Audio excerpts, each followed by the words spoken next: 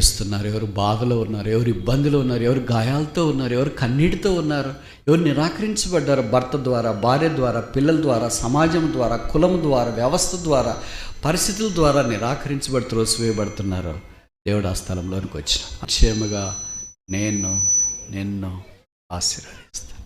దేవుని వాగ్దానాలు ఎప్పుడు ఎల్లప్పటికీ నిశ్చయం. నీవు చేయ పనులన్నింటిలో దేవుడు నీకు తోడైనాడు. నీవు చేయ పనులన్నింటిలో నీకు తోడై ఉన్నాడు. ఇబ్బందులు, పోరాటాలు, ఆటంకాలు అవన్నీ వచ్చినప్పుడు దేవుడు మనకు తోడై ఉండి నడిపించేవాడని ప్రభు మర్చిపోవడం.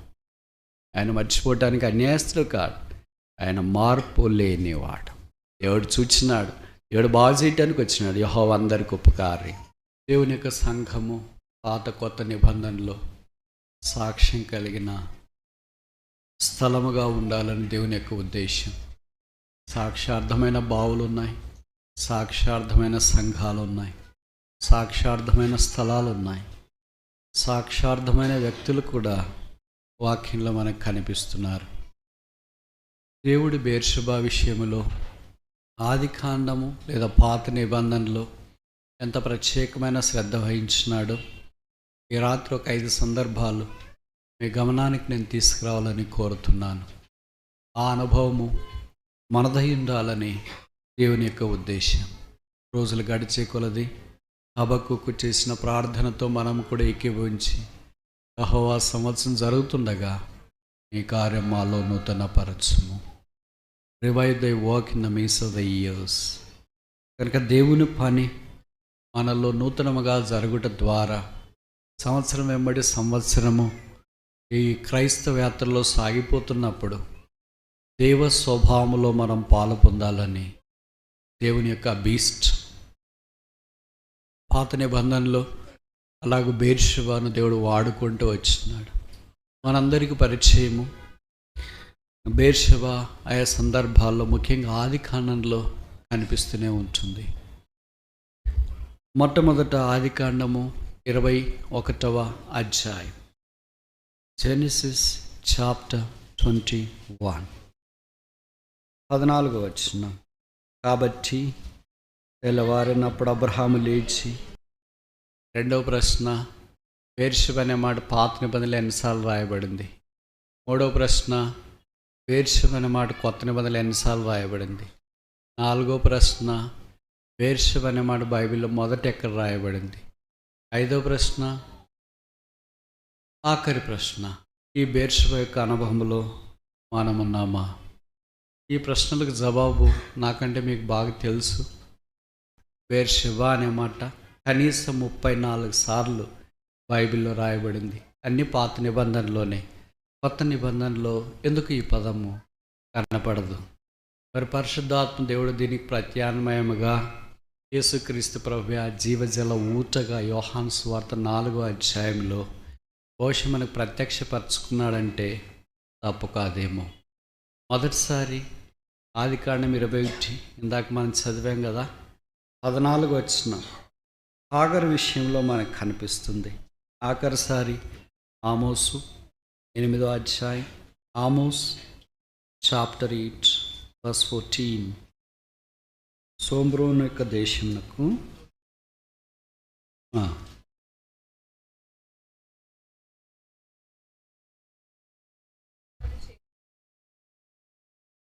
బహుశా నాకు తెలిసేది ఆఖరి అనుకుంటా బైబిల్లో. కనుక దాదాపు 34 సార్లు ఈ పదం కనిపిస్తుందంటే పరిశుద్ధాత్మ దేవుడి పదం విషయం ఎంతో పట్టింపు కలిగి, పదజాలము కంటే పద తాత్పర్యం ప్రాముఖ్యం, పద ప్రయోగం కంటే పద భావం చాలా ప్రాముఖ్యం. ఇప్పుడు చిన్న ప్రశ్న ఏంటంటే, ఈ బెర్షెబా అనే మాట ఈ పాత నిబంధనలోనే 34 సార్లు కనిపిస్తుంది అన్నాం కదా. ఏ పుస్తకంలో ఎక్కువసార్లు రాయబడింది? ఆదికాండం. ఎన్నిసార్లు రాయబడింది? కనీసం 10 సార్లు రాయబడింది, 10 times. అంటే ఆదికాండంలో ఈ బెర్షెబా సాక్షార్థమైన భావన మన పితరుల జీవితం ద్వారా మనకు తెలియపరచబడుతుంది. మొట్టమొదటిసారి హాగర్ దగ్గర ఇక్కడ మనకు కనిపిస్తుంది. ఇక్కడ పరిస్థితి మనకు పరిచయమే. అబ్రహాము శారాలు దేవుడు వాగ్దానం చేశాడు 75వ సంవత్సరమున నేను మీకు ఆశీర్వాదముగా ఉందును లేదా ఆశీర్వదిస్తాను అని. 25 సంవత్సరాలు ఎదురు చూస్తున్నారు. దాదాపు 100 సంవత్సరాలు వచ్చేటప్పటికి కూడా వాళ్ళకి కలగలేదు అని అనుకుంటూ వచ్చినారు. అంతకుముందే ఓ పొరపాటు జరిగింది. షారా ఏం చేసిందంటే హాగర్ తీసి అబ్రహాంకి ఇచ్చింది. తర్వాత వారి ద్వారా దేవుడు కుమారుని భూమి మీదకి తీసుకుని వచ్చినాడు, పేరు ఇష్మాయిల్ అని. ఆ తర్వాత షారా కూడా దేవుని యొక్క కృపను బట్టి 21వ అధ్యాయం ఆరంభంలో మనం చూస్తాం. యెహోవా తాను చెప్పిన ప్రకారము షారాను దర్శించెను. దేవుడు దర్శించేవాడు ఎప్పుడు? ఆయన కాలంలో. ఎలాగా? చెప్పినాడు గనక చేస్తాడు. ఆయన మన వల్లే అబద్ధం చెప్పేవాడు కాదు. ఈత 1:4 చెప్పబడింది, గాడ్ దట్ కెనాట్ లై. అబద్ధమాడ నేరని దేవుడు. నాకు తెలిసి ఆ దేవుని యొక్క గుణాల రాసి అక్కడ ఉంటే రాశారనుకుంటుంది. ఎందుకంటే అక్కడ తీతు క్రేతు అనే సంఘంలో ఒక కాపరిగా ఉన్నాడు. ఆ క్రేతు అనేది గ్రీస్ దేశానికి ఆవలో ఉన్న ఒక ద్వీపం. అక్కడ ఉండే మనుషులంతా చాలా ఘోరమైన వాళ్ళు. వాళ్ళని గురించి ఎంత తక్కువ చెప్తే అంత మంచిది. ఇక్కడ 11వ వచనంలో రాశారు, ఎంత ఘోరమైన వాళ్ళంటే ఎల్లప్పుడూ అబద్ధాలు చెప్తారంట. ఎప్పుడో ఒకసారి అంటే సరేలే మంట అయిపోయి అనుకోవచ్చు. ఎల్లప్పుడూ అబద్ధం ఆడవారు. ఇలాంటి వాళ్ళు కూడా ఉంటారా? ఎల్లప్పుడూ స్తుతించాలా, ఎల్లప్పుడూ ఆరాధించాలా, ఎల్లప్పుడూ సేవ చేయాలా అనే పదాలు చూసినాం. కానీ కీర్తనల్లో మనము ఎల్లప్పుడూ నీ కీర్తన ఆ నోట నుండను, ఎల్లప్పుడూ నేను ధ్యానం చేసేదనని. ఇక్కడికి వెళితే తీతులో ఎల్లప్పుడూ అబద్ధం ఆడేవారు. కనుక అలాంటి మనుషుల మధ్యలోనికి ఎన్నడూ అబద్ధం ఆడనేరని దేవుడు వచ్చినాడు. అబద్ధం ఆడుట ఆయన స్వభావం కాదు. సంఖ్యాకాండంలో రాయబడింది, అబద్ధం ఆడటానికి ఆయన మనుషుడు అంటే అర్థం ఏంటి? Very simple, logic is simple. మనిషి ఏం చేస్తాడు? సిటీలో ఇంకేం చేస్తాము? బ్రదర్స్, సిస్టర్స్, బిలీవర్స్, ఇంకెంత తక్కువ చెప్తే అంత మంచిది అనుకుంటాం మనల గురించి. అయితే ప్రభుకు స్తోత్రాలు. ఆయన సత్యవంతుడు కాక తీరడు. ఆయనే సత్యం కనుక ఈ అబద్ధం నుండి తప్పించుట కొరకాయి సత్యదేవుడిగా ఈ భూమి మీదకి వచ్చినాడు. యోహాను 14:6 యేసు అన్నాడు, నేనే సత్యము, ఐ యామ్ ద ట్రూత్. సత్యం అనగా ఏంటి అని పిలాతు యేసు ప్రభువుని అడిగినాడు. చాలా విచిత్రమైన సంగతి ఏంటంటే, సత్యమైన వ్యక్తిని ఎదురుగు పెట్టుకొని అసత్యంలో ఉన్న వ్యక్తి అన్యాయంగా తీర్పు తీర్చువాడు న్యాయాధిపతిని గూర్చి వాట్ ఈస్ ట్రూ. సత్యం అనే మాట తెలియకుండానే న్యాయాధిపతి యొక్క స్థానం మీద కూర్చోవడం శోచనీయం. పైపెచ్చి ఏదో ఒక ఖైదీని సత్యం అనగా ఏమని అడిగితే అర్థం ఉందేమో, కానీ సత్యాన్ని అడిగినాడు వాట్ ఈస్ ట్రూత్ అని. మమ్మ దగ్గరికి పోయి అడిగామనుకో, మమ్మాయి అంటే ఏంటి అని. టీచర్ దగ్గరికి పోయి అడిగాను టీచర్ అంటే ఏంటి అని. టీచర్లు అయితే బెత్తం పట్టుకుని పాతకాలం, ఇప్పుడు కాదులే. టీచర్ అంటే ఏంటా చేపెట్టి ఇట్లా. సో యేసు ప్రభుత్వానికి వాట్ ఈస్ ట్రూత్? సత్యం అనగా ఏమి? Christ is the truth. యేసే సత్యం. సత్యం is not something you speak, something you hear. సత్యము ఈజ్ ఎ పర్సన్. సత్యం ఒక వ్యక్తి. నేను సత్యం మాట్లాడుతున్నానంటే అర్థం ఏంటి? I speak the person. నేను ఒక వ్యక్తిని గురించి మాట్లాడుతున్నాను. నేను అసత్యం మాట్లాడుతున్నానంటే అర్థం ఏంటి? I speak a person. Who is that person?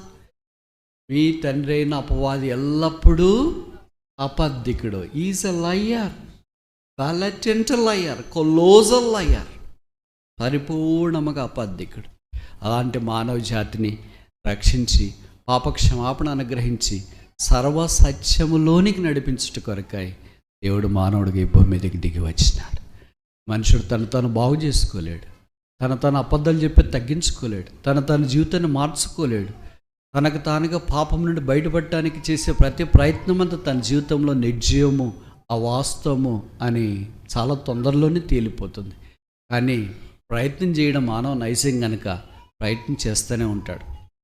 చాలామంది ఆ ప్రయత్నంలో ఓడిపోయి ఇంతకుముందు కంటే ఇంకా ఎక్కువ పాప స్థితిలో ఉంటారు. అందుకనే ఆత్మహత్యలు జరుగుతుంటాయి. ఎందుకని? మీ లోకంలో ఏదైనా జంతువు ఆత్మహత్య చేసుకునింది విన్నారా? ఎప్పుడైనా ఒక గాడిద ఆత్మహత్య చేసుకునింది అని చదివినారా? ఎప్పుడైనా ఒక గుర్రము పోతున్న రైలుకి అడ్డం పడి చచ్చిపోయింది అని విన్నారా? ఎప్పుడైనా ఒక పిల్లి క్యాట్ బావిలో దూకింది చచ్చిపోయింది అని విన్నారా? ఎప్పుడైనా సింహం సైనాడ్ తీసుకునింది అని విన్నారా? జంతువులు చేయని పని మనుషుడు చేస్తున్నాడు. మరి ఎవరు హై స్టాండర్డ్, మనిషా జంతువా? మామూలుగా మనం ఏమనుకుంటామంటే man is a supreme being. When is a supreme being he should live a supreme life, but instead he lives an inferior life. జంతువు జీలింది మనుషుడు చేస్తున్నాడు. బహుశా బాధ ఎక్కువ ఉందేమో, ఆలోచన సరళి ఎక్కువ ఉందేమో, ఇబ్బందులు ఎక్కువ ఉన్నాయేమో, పోరాటం ఎక్కువ ఉందేమో. ఆ మనిషి దాన్ని బట్టి తన జీవితం ఇంకెందుకు అని అనుకుంటూనే ఉన్నాడు. ప్రభుకు స్తోత్రాలు. యేసుక్రీస్తు ప్రభువారు మానవుడిగా మన దగ్గరికి దిగి వచ్చి ఆ బాధ, వేదన, అవమానం, ఆ నింద, అపరాధముల శిక్ష సెలవులో భరించినాడు. ఈ 53లో చెప్పబడింది, మన సమాధానార్థమైన శిక్ష ఆయన మీద పడెను. అతడు స్వరూపమైన సొగసైన లేనివాడిగా వికారుడిగా మార్చబడ్డాడు. సెలవులో రక్తం కార్చి చనిపోయి సమాధ్యబడి తిరిగి 3వ దినాన్ని లేచి పరలోక స్థలంలో మహామహుని యొక్క కుడి పార్శ్వమున ఆసీనుడైనాడు. That Christ is truth. ఆ క్రీస్తే సత్యం. ఇంకా క్రీస్తు దగ్గరికి రాకపోతే ప్రేమతో ఆహ్వానిస్తున్నా, ప్రభువైన యేసునందు విశ్వాసం ఉంచుము, అప్పుడు నీవును నీ ఇంటి వారును రక్షణ పొందుదురు. నీ హృదయంలో యేసుక్రీస్తు ప్రభువు లేకపోతే, సమాధానం, నెమ్మది, సంతోషం లేకపోతే నీ హృదయానికి ఏమీ ఆత్మ సంబంధమైన తృప్తి, నెమ్మది ఉండదు. వస్తుంటాయి, పోతుంటాయి, కానీ నీ జీవితానికి ఏవి ప్రభావితం చూపించు. అయితే నువ్వు యేసునందు విశ్వాసం ఉంచి నీ హృదయంలో యేసుక్రీస్తు ప్రభువును రక్షకుడిగా చేర్చుకుని ఆయన కొరకు జీవించడానికి ఇష్టపడితే, వాక్యం ద్వారా, సందర్భం ద్వారా దేవుడు హృదయాన్ని ప్రేరేపించి దేవ స్వభావంలో పాలివారిగా చేయాలని దేవుని యొక్క ఉద్దేశం. ఇది ఉచితం, ఇది తండ్రి అభీష్టం, ఇది దేవుడు మానవాళి కొరకు ఏర్పాటు చేసిన దైవ సంకల్పం. ఈ సంకల్పం ముద్ద నిరాకరిస్తావా, తృణీకరిస్తావా, కాదంటావా? జవాబేంటి? కరుణాసంపన్నుడైన దేవుడు తను ఇచ్చిన మాట చొప్పున షారాను దర్శించినాడు. కుమారుని కనింది, ఇస్సాకు అని పేరు పెట్టినారు. ఇప్పుడు పోరాటం ఆరంభమైంది. అబ్రహాము హాగర్ని వెళ్ళగొట్టాల్సి వచ్చింది. అందుకని చాలా బాధ తప్త హృదయంతో హాగర్ను పంపించే సందర్భమే ఇక్కడ బేర్షెబా అని మనం చూస్తాం. కనుక మొదటిసారి బేర్షెబా అనే పదం కనిపించింది. It's deep pain, occasion of a deep pain. ఒకవైపు చూస్తే, ఇంకొక వైపు చూస్తే ఇట్స్ ఎ గ్రేట్ ఎక్సడస్, ఇదో గొప్ప నిర్గమం. ఒక మాట ఇలాగ నేను చెప్పొచ్చా? Usually Beersheba is a point way the journey takes out of its place. Point of the beginning of the journey. ప్రయాణం యొక్క ఆరంభమే బేర్షెబా. అంటే ప్రయాణం ఎక్కడికి? బహుశా హాగర్ అయితే అరణ్యంలోనికి వెళ్తుందేమో, మనమైతే యేసుక్రీస్తు ప్రభు వైపు ప్రయాణం చేస్తున్నాం. అందుకే మనం ప్రయాణికులం, యాత్రికులం, అందుకే మనం అతిథులము అనే దేవుని యొక్క వాక్యంలో మనం చూస్తున్నాం. చాలా విషాదకరమైన సంగతి ఏంటంటే, ఈమె తన కుమారుని చేతపట్టుకొని బయటికి వెళ్ళాలా, ఎక్కడికి వెళ్తుందో తెలియదు. ఇక్కడ రాయబడింది అరణ్యము, విల్డర్నెస్.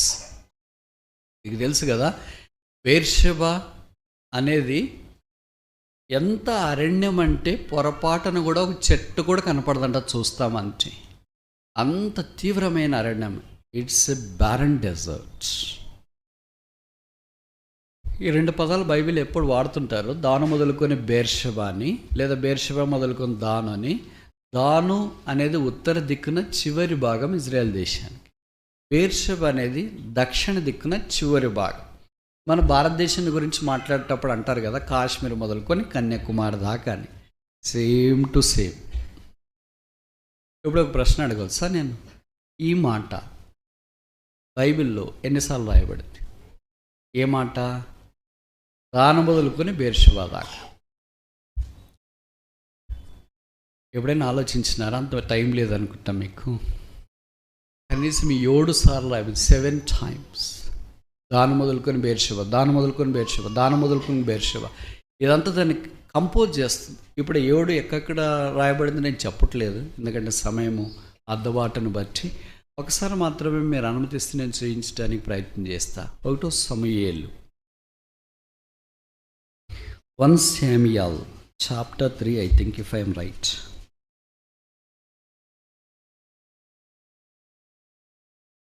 Verse 20, 3వ అధ్యాయం 20 వచ్చిన 1 సమూయేలు 3:20.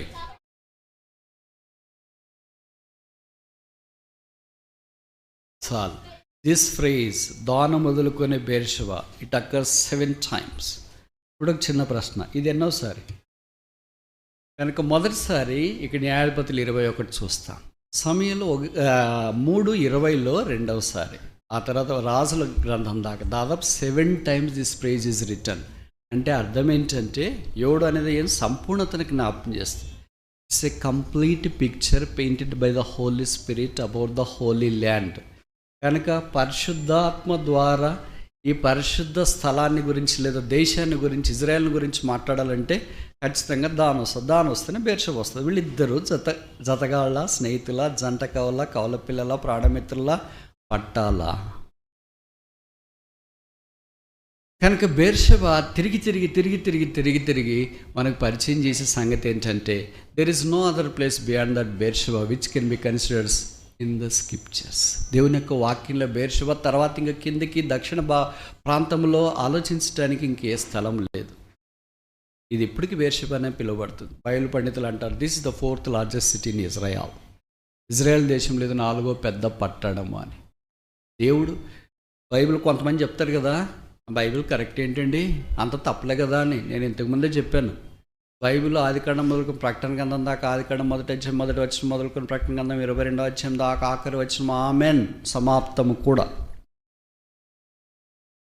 అక్షరానుసారంగా ఇట్ ఈస్ ట్రూ. ఇప్పుడు బేర్షెబా అనేది ఉందా లేదా, అబ్రహాం ఉందా లేదా? All the places that are mention in the Old Testament and the New Testament in the Bible are literally found to occur in a small place called Israel. That is there in the map. Go to Google, search where Beersheba is not there. అక్కడ దేన్నైనా మీరు బైబిల్లోని ఏ స్థలానైనా మీరు వెతకండి, ఆ స్థలాలు ఉన్నాయంటే అర్థం ఏంటి? What Bible says is true. Bible ఏం చెప్తుంది అనేది అది వాస్తవం. కనుకో మనుష్యుడా, దేవుని ఎదుట నీవు నిరుత్తరుడవై ఉన్నావు. దేవుని వాక్యం అక్షర సత్యం, ఆత్మీయ సత్యం. హాగరు బయలుదేరి బేర్షెబా దగ్గరికి వెళ్ళింది. ఆ తర్వాత జరిగిన సంగతి 21వ అధ్యాయంలో మనం గమనిస్తే ఆ పిల్లవాని ఏడవడం ఆరంభించాడు. తిత్తిలో నీళ్ళు అయిపోయినాయి, ఏం చేయాలో తెలియట్లేదు. పిల్లవాని సావు నేను చూడలేను అనుకొని వింటివేత దూరంకి వెళ్ళి ఎదురుగా కూర్చునింది. ఆమె ఎదురుగా కూర్చుని ఎలుగెత్తి ఏడ్చును, దేవుడు ఆ చిన్నవాని మొర వినను. What does Beersheba speak of? Beersheba ఏం మాట్లాడుతుంది? ఇక్కడ 7 విషయాలు ఉన్నాయి. నేను ఇప్పుడు అవన్నీ చెప్పను, వేరే తర్వాత ఏరుకోవటానికి ప్రయత్నం చేయండి మీకు ఇష్టమైతే. ఎవరైనా రూతులు ఉంటే, లేదు మేమంతా బోయజులు అనుకుంటే సరే మీ ఇష్టం.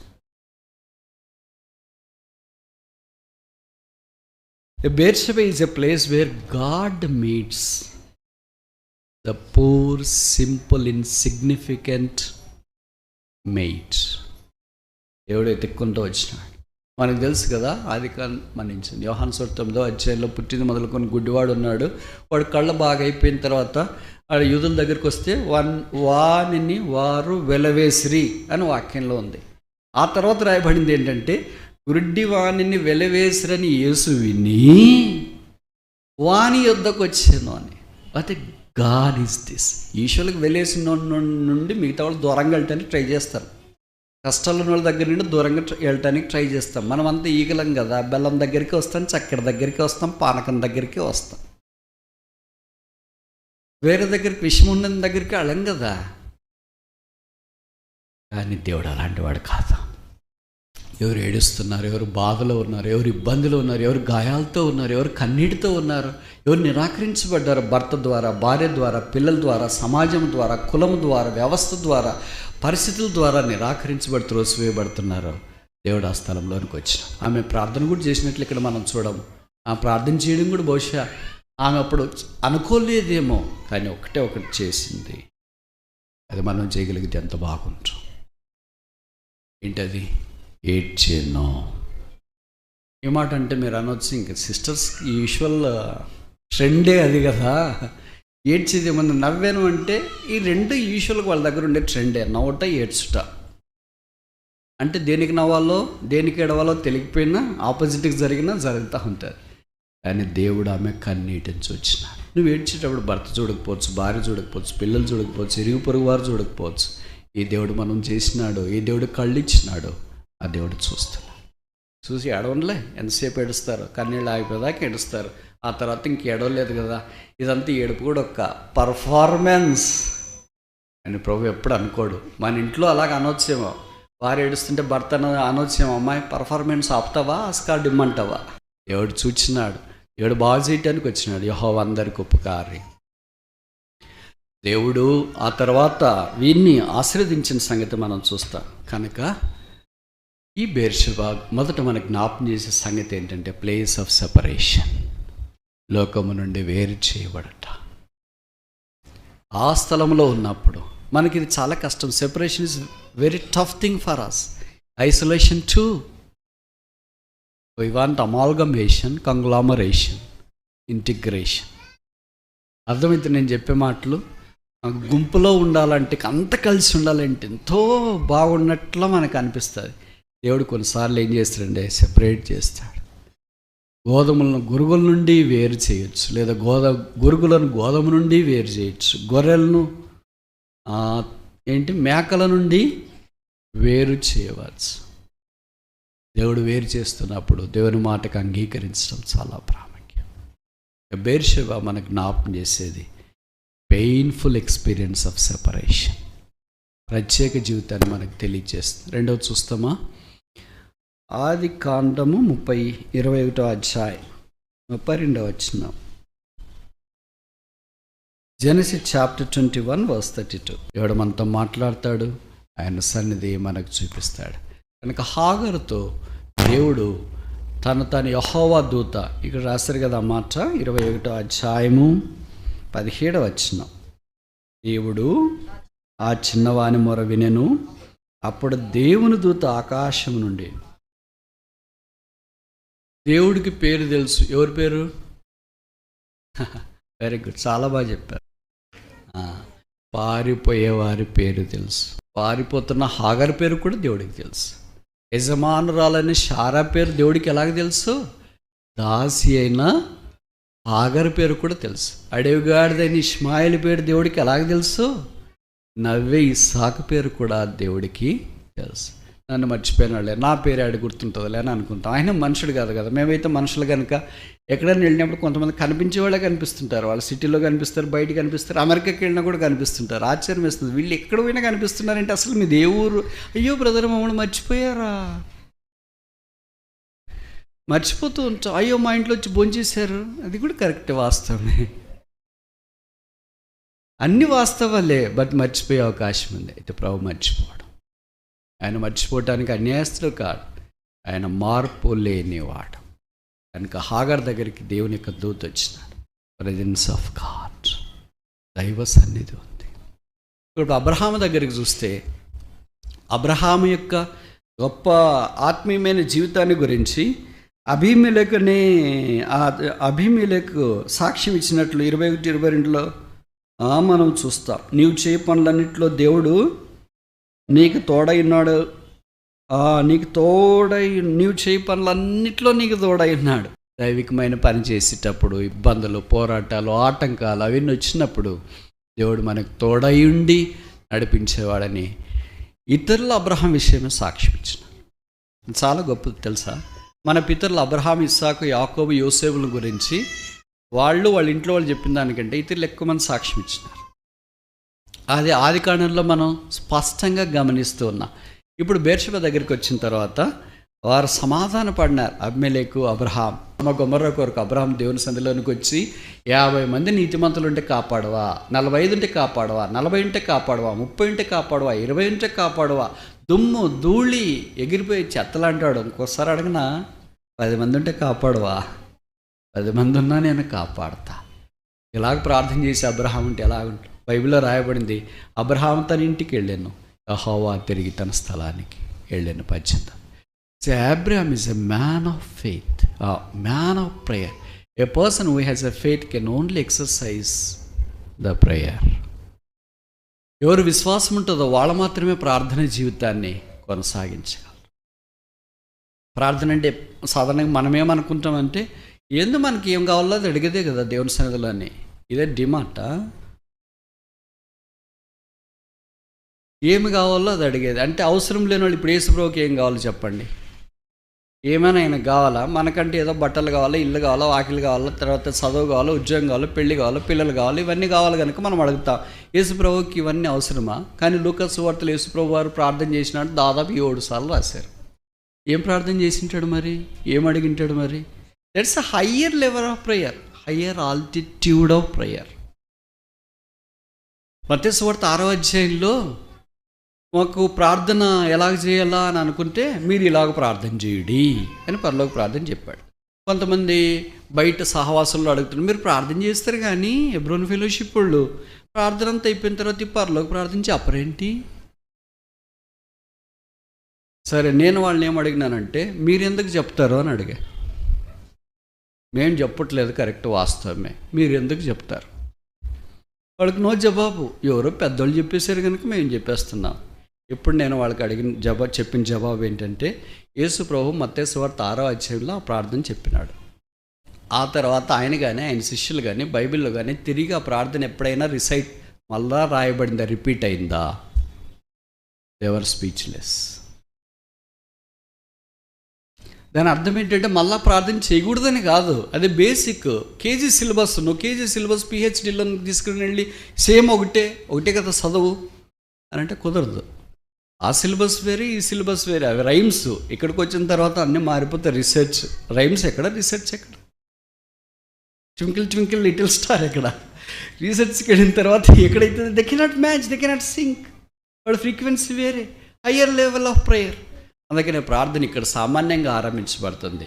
యేసుక్రీస్తు ప్రభువారు అలాగే ప్రార్థన చేస్తూ వచ్చినాడు. చూడండి, ఉదాహరణకి యోహాను సువార్త 17వ అధ్యాయంలో ఆయన ప్రార్థన చేశాడు కదా. ప్రార్థన అయిపోయిన తర్వాత ఇది చెప్పాలి కదా మరి. ఆయన కూడా చెప్పాలనా లేదా? చెప్పలేదేంటి మరి? మర్చిపోయాడా? ఇప్పుడు పోయి మళ్ళీ అడగొచ్చు కదా యేసు ప్రభువుని, ప్రభు నువ్వు ఆ ప్రార్థన చెప్పలేదేంటి ఇక్కడ? తర్వాత శిష్యులు ప్రార్థన చేసిన సందర్భాలు చాలా ఉన్నాయి. వాళ్ళు కూడా ఎక్కడని చెప్పారా? ఇక్కడ పేతురు కొరకు సంఘం కూడా ప్రార్థన చేస్తున్నారని అపోస్తల కార్యాలు చాలా స్థలాల్లో రాశారు. ప్రార్థన ఎవరు ఇది రిసైడ్ చేసినట్లు అర్థం లేదు. అంటే ఇది ఒక పెద్ద బాల శిక్ష. ఇది ఒక అక్షరమాల, ఏబిసిడీల మాదిరి. ఈ అక్షరమాల మీద మనం ఏం చేస్తామంటే వర్డింగ్ తయారు చేస్తాం, బిల్డ్ చేస్తాం. నువ్వు కేజీలోని A for apple, B for ball, C for cat, D for dog అని రాసి పిహెచ్డీకి పోయిన తర్వాత కూడా నీకు క్వశ్చన్ పేపర్ ఇస్తే A for apple, B for C for cat, D for dog అని ఇస్తే నీ పేపర్ ఎవరైనా వాల్యుయేట్ చేస్తారా? ఒకవేళ గైడ్కే పోయింది అనుకో, స్టూడెంట్స్ని పిలిచి ఇంక అంతే. అక్కడికి వెళ్ళిన తర్వాత మారిపోయింది.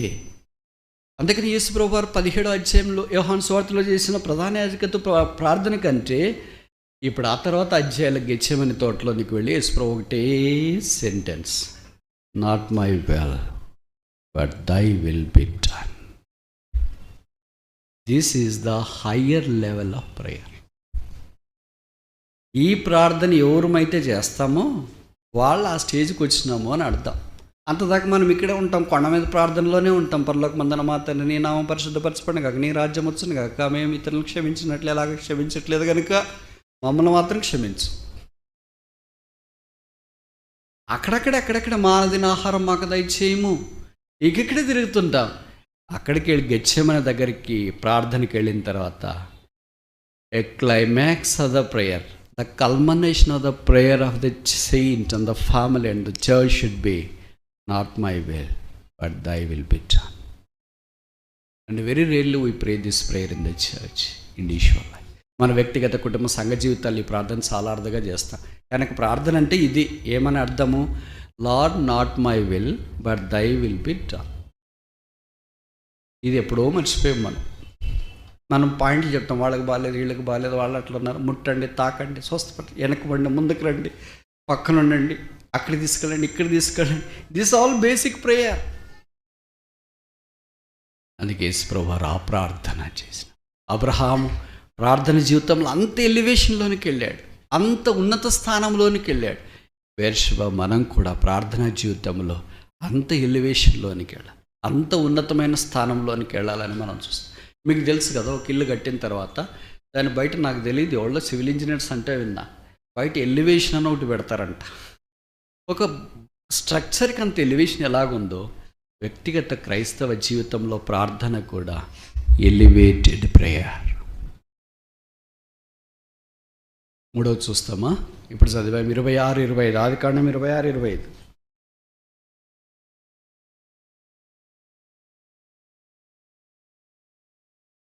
జెనసిస్ 26-25. పితరుల యొక్క జీవితం అంతా ఒక్క వచనంలో ఉంది. ఎప్పుడు నేను తెలుగులో చెప్తా, మీరు కరెక్ట్గానండి.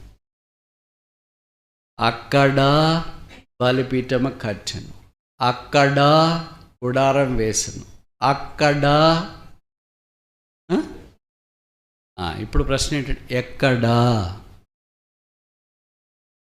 ఎక్కడో కడతారంటే కుదరదు, ఎక్కడో గుడారం వేస్తారంటే కుదరదు, ఎక్కడో బావి తవ్వుతారంటే కుదరదు. అక్కడ, అక్కడ, అక్కడ 3 సార్లు రాయబడింది పదం. అబ్రహాము బలిపీఠం ఒక దగ్గర కట్టాడు, గుడారాలు ఇంకో దగ్గర వేసిండొచ్చు, బావి ఇంకో దగ్గర బెర్షెబా దగ్గర యాకోబు దగ్గరికి వచ్చినా కూడా అంతే, గుడారం ఒక దగ్గర వేసినాడు. ఆయన తర్వాత బలిపీఠం కట్టింది ఒక దగ్గర కట్టాడు. ఇస్సాకు అలా కాదు, అక్కడే బలిపీఠం, అక్కడే గుడారం, అక్కడే బావి. ఈ 3 క్రైస్తవ జీవితంలో 3 ఆధ్యాత్మికమైన సంగతులను జ్ఞాపకం చేస్తుంది. బలిపీఠమే జ్ఞాపకం చేస్తుంది అవర్ రిలేషన్షిప్ విత్ గాడ్, దేవునితో మనకున్న సంబంధాన్ని తెలియజేస్తుంది. నేను దేవుని వాడను, I do not belong to this world, I belong to God, ownership. రెండవది ఏంటి? అక్కడ గుడారం వేసెను, గుడారం ఏ జ్ఞాపకం చేస్తుంది? స్టివార్డ్షిప్. ఒక గుడారం ఉందంటే వేసి మన దాన్ని మనం పోవడానికి లేదు, మెయింటెనెన్స్, బాధ్యత, కార్యనిర్వహణ. ఇది బాగుందా లేదా, వర్షం వస్తే ఎలాగుంటుంది, గాలి వస్తే ఎలాగుంటుంది, ఎండ వస్తే ఎలాగుంటుంది, తుఫాన్లు వస్తే ఎలాగుంటుంది, భూకంపం వస్తే ఎలాగుంటుంది. Stewardship. We have ownership, we have stewardship. తర్వాత మూడోది ఏంటి? బావి త్రవ్వెను. బావి నీళ్లు ఒకళ్ళ కొరకే కాదు, ఊట నీళ్లు ఒకళ్ళ కొరకే, ట్యాంకు నీళ్లు ఒకళ్ళ కొరకే, ట్యాబు నీళ్లు ఒకళ్ళ కొరకే. బావి నీళ్ళు అయితే ఒకరే కాదు, ఒక కుటుంబమే కాదు, ఊరంతా కూడా తాగొచ్చు పెద్ద బావి. కనుక అక్కడ బావి త్రవ్వెను. It talks about the rulership. ఇతరులకు సహాయం చేసేది, ఇతరులకు పరిచయం చేసేది, ఇతరులకు మేలు చేసేది. ఇది మనకు జ్ఞాపకం చేస్తుంది.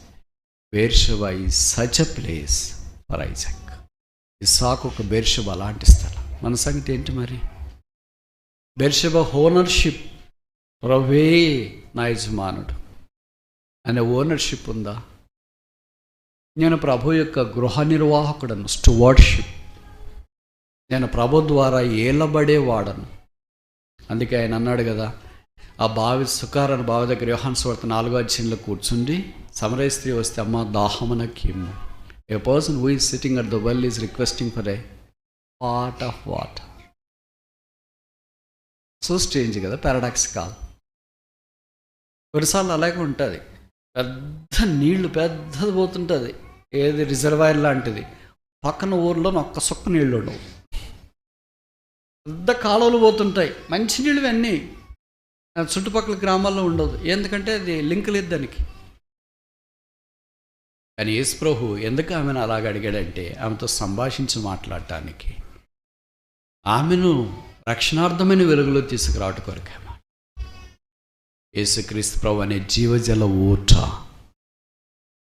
మన దగ్గర ఉన్నప్పుడు మన నీళ్లు ఉబుకేవిగా ఉంటుంది. బావిలో నీళ్ళు ఎప్పుడు అవుట్డేటెడ్ కావు, ఆ బావి అవుట్డేటెడ్ అయితే తప్ప.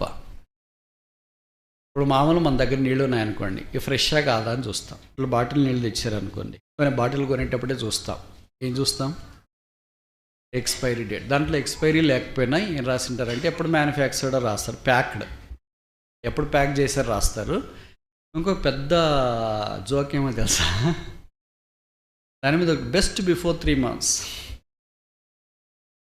బెస్ట్ బిఫోర్ 6 months అని ఏదో ఒక అలాగ రాసేసి ఉంచేసింటారు. దాంట్లో ఎక్స్పైరీ డేట్ అనేది కనిపించింది. ఇప్పుడు ఇది ఇచ్చిన తర్వాత ఈ నీళ్ళు ఎక్స్పైర్ అయిపోయినాయా లేకపోతే ఇది తాగొచ్చా లేదా అని మనం ఆలోచిస్తాం. బావి దగ్గర కూర్చొని ఇది నిన్నటి నీళ్ళ, మొన్నటి నీళ్ళ, పోయిన వారంవే, పోయిన మాసంవే. బావి దగ్గర అలాగ లేదు.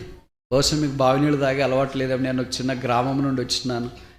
మా ఊర్లో చిన్నప్పటి నుండి బహుశా నేను పెరిగేదాకా, పెద్దవాడయ్యేదాకా బావి నీళ్ళే. తర్వాత బావి ఎండిపోయింది, ఎందుకంటే చుట్టుపక్కల బోర్లు వేసారు. ఆ బావి నీళ్ళు ఎంత ఫ్రెష్గా ఉంటాయి, తర్వాత ఎంత చక్కగా ఉంటాయి. ఎంతమంది ఊరు ఆ బావి ద్వారా ఆ దాహము తీర్చబడేవారు. అందుకే ఒక పాటకు, దాహము గలవార్లారా నీళ్ళు ఎద్దకరండి. Let this Beersheba have such a walls which can have a surplus flow of the water that can cater the thirst of a thirsty souls. దాహము గల వారి యొక్క దాహము తీర్చబడినట్లుగా బెర్షెబా బావిలో నుండి ఆ జలము ఉబుకునుగాక. ఉబుకును వేరే అర్థమవుతుంది మీకు.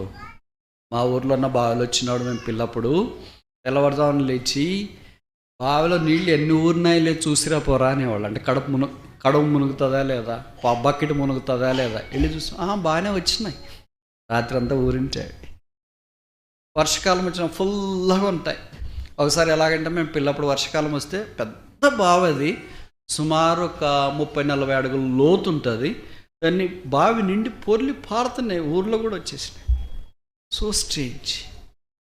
ఏమంటే వర్షాకాలం ఊట ఎక్కువైపోయింది, ఓవర్ఫ్లోయింగ్. అందుకే కీర్తనకాడ 23 అన్నాడు కదా, my cup runneth over, my well runneth over, my spring runneth over. నా గిన్నె నిండి పొర్లుచున్నది. బెర్షెబాలో నుండి దేవుని యొక్క జీవజలముల ఊట అలాగే పొర్లి పారాలని దేవుని యొక్క ఉద్దేశం. ఇప్పుడు బెర్షెబా జ్ఞాపకం చేసి ఎన్ని విషయాలు చూసాం? 3 విషయాలు చూసాం. మరి ఇక్కడ ఇస్సాకు ద్వారా మనకు నేర్పించబడే పాఠం ఏంటి?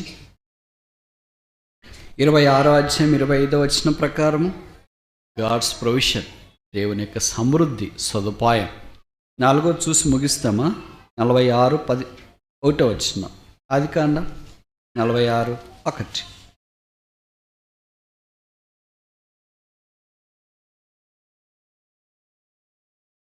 చాలు, బెర్షెబాకు వచ్చి ఇస్సాకు దేవునికి బలు అర్పించును. 5వ వచనం, చాలు. ఎక్కడి నుండి వెళ్ళాను? ఇప్పుడు చదవండి 28వ అధ్యాయం.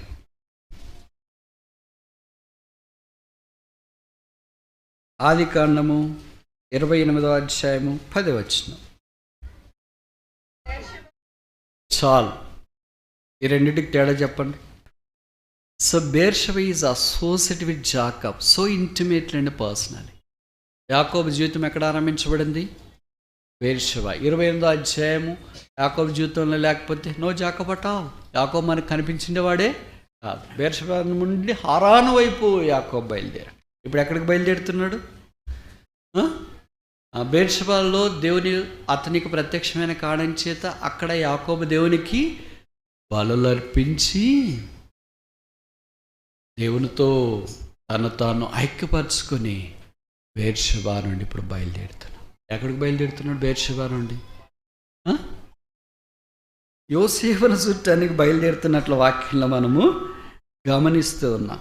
ఎందుకంటే అక్కడికి బయలుదేరటానికి యాకోబు మొదట భయపడినాడు.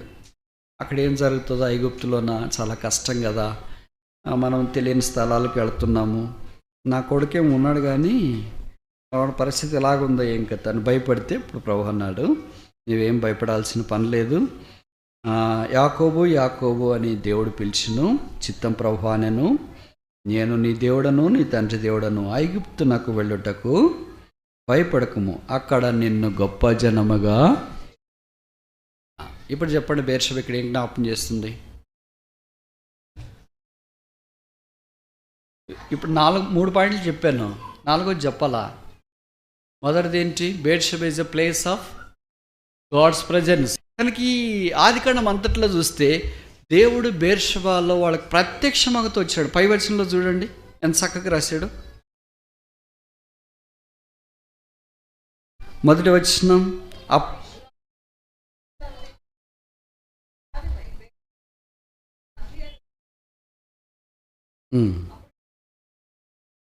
చాలు. ఎప్పుడు వెరీ గుడ్. తెలుగు వచ్చిన ఒకళ్ళు ఇద్దరు అన్నాను. బలులు అర్పించినప్పుడు. కనుక దేవునికి బలి అర్పించడం అంటే ఏంటి? పాత నిబంధనలోనైతే రకరకాల బలు అర్పించారు. ఇప్పుడు కొత్త నిబంధనకు వచ్చిన తర్వాత రోమా 12:1-2 ప్రకారం సజీవమైన బలు మనమే సజీవ యాగముగా మనల్ని మనమే అర్పించుకుంటా. అది ఆయనకు యుక్తమైనది, అనుకూలం. ఎప్పుడైతే అలాగ మనల్ని మనం అర్పించుకోవటానికి ఇష్టపడతామో, ఇప్పుడు ఇక్కడ రాయబడింది ఏంటి? అప్పుడు ఆ రాత్రి దేవుడు అతనికి ప్రత్యక్షం. ఈ రాత్రి ఎలాగుంది? ఇప్పుడు 28 చదవండి. ఆదికాండం 28వ అధ్యాయం 11వ వచనం. చాలు.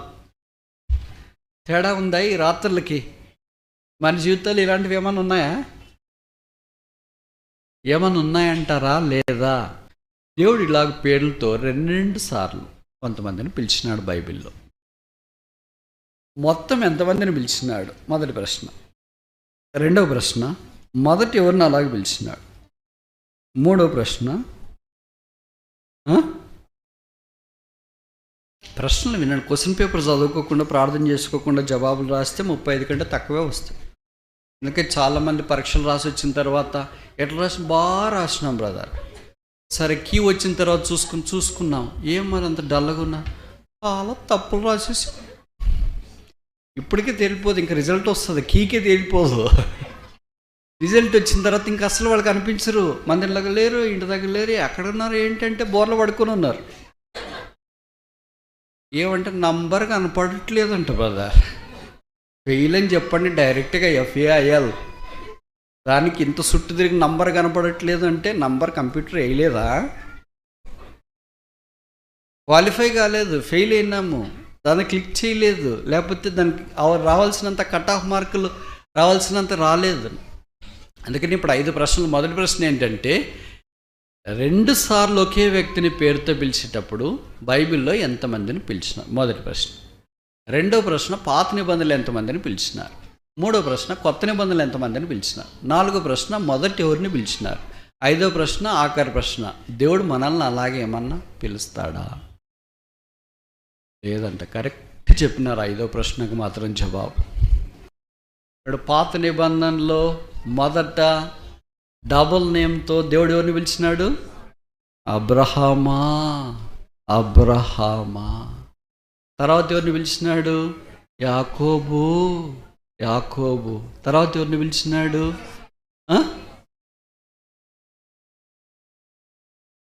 పాయింట్లు ఎగరగొట్టి, గ్రాఫ్లు ఎగరగొట్టి, ఫిగర్స్ అన్ని ఎగరగొడితే తక్కువ మార్కులు వస్తాయి.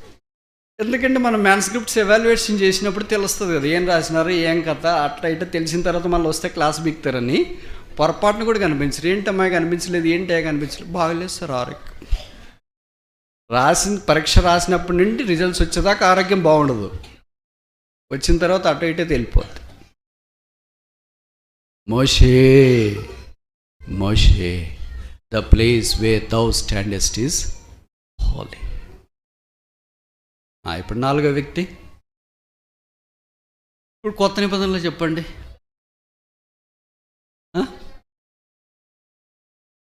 Last point రాసేసారా?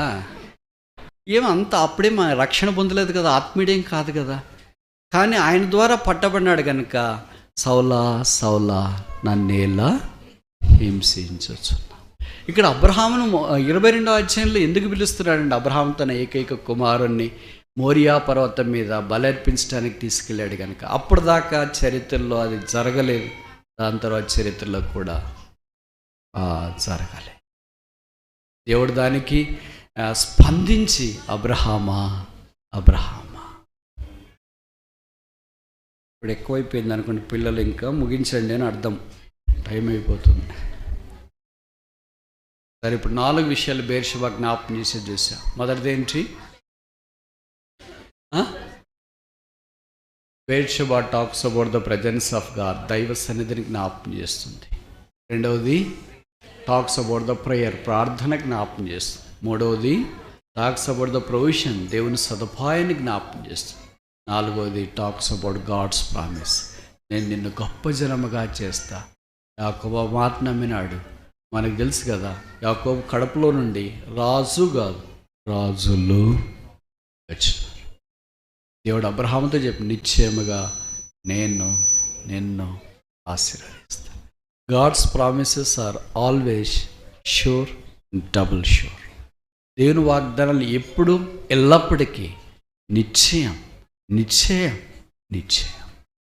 మనం చెప్తుంటాం కానీ మీరు మీటింగ్కి వస్తే షూర్, అదంతా ఇన్కరెక్టే. ఊరికే ప్రేజ్ మనం నేర్చుకున్నాం కదా ఇంగ్లీష్. కానీ దేవుడు once he says that surely I will bless thee, surely I will come thee, I will come to thee, surely I will be with the.